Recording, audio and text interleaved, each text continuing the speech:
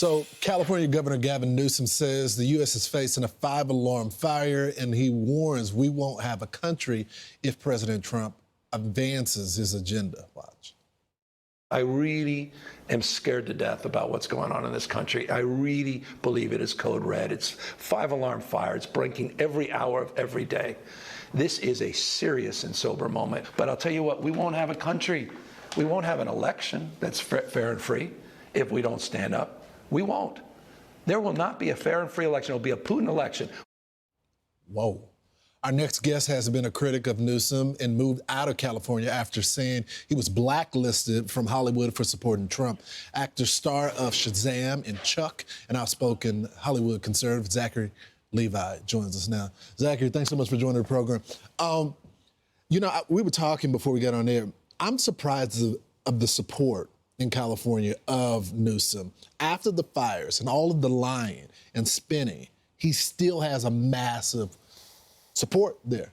Yeah, I mean, like we were talking about before, I think, unfortunately, we've been so divided as people, right? We're told that you need to be a part of this tribe or you need to be a part of that tribe, and the other tribe is evil. No matter who's leading that tribe, that party, they must be evil. And so no matter how much good they might be doing with good policy, you can't vote for those people. Yeah. And I think that unfortunately there's a lot of people, a lot of friends that I have that are progressive, that are liberal, that are wonderful folks that are in California that are very disappointed with Gavin Newsom and how he has run that state into the ground. He has. The proof is in the pudding. No matter which state you're looking at, look at the policies, look at how they are taking care of the people or not taking care of the people. Obviously, the fires that have ravaged California for many years are evidence of this. I don't know. I can't look at Gavin Newsom in the face and believe anything that he says. Yeah. I feel like he's constantly lying. He's constantly spinning. He's constantly and also all this fear mongering. Right. This is fear mongering so that people just, again, are so afraid to vote for anyone other than him. And I think that that's a travesty. I think that if he actually cared, he would have been implementing policies that put California in a much better place when it comes to crime rates and poverty and homelessness. And I mean, it's a train wreck out there. And it's really sad. I love California. It's the audacity for me. California literally had a five-alarm fire. Actual five-alarm fire. And he wasn't there to help anything to prevent it. The services is there. You got the homeless that are stealing from people. People just going into CVS. Businesses are fleeing. Residents like yourself that were a part of the tax base are gone because of his leadership. Yeah. Why? Because people are waking up. And they recognize that, listen, it's very difficult to leave Southern California. It's perfect weather. I mean, speaking of the weather, right. It's perfect weather all the time. It feels very comfortable. And also our industry, Hollywood, was there in large part for a long time. But Hollywood has been outsourced everywhere else at this point to many other countries and other states. So there wasn't really a reason for me to stay, and a lot of other people in my industry, but also other industries flee, because why would you stay in a place that's taking all of your tax money at such exorbitant levels? It'd be one thing if you could see the evidence of positive change. Right. You want to tax me 50 cents on every dollar, but I'm looking at a state that's thriving and flourishing and people are living better lives. Maybe I could live with that. I still don't want you to take 50 cents out of every one of my dollars, right. But not that California's doing that. You understand what I'm saying?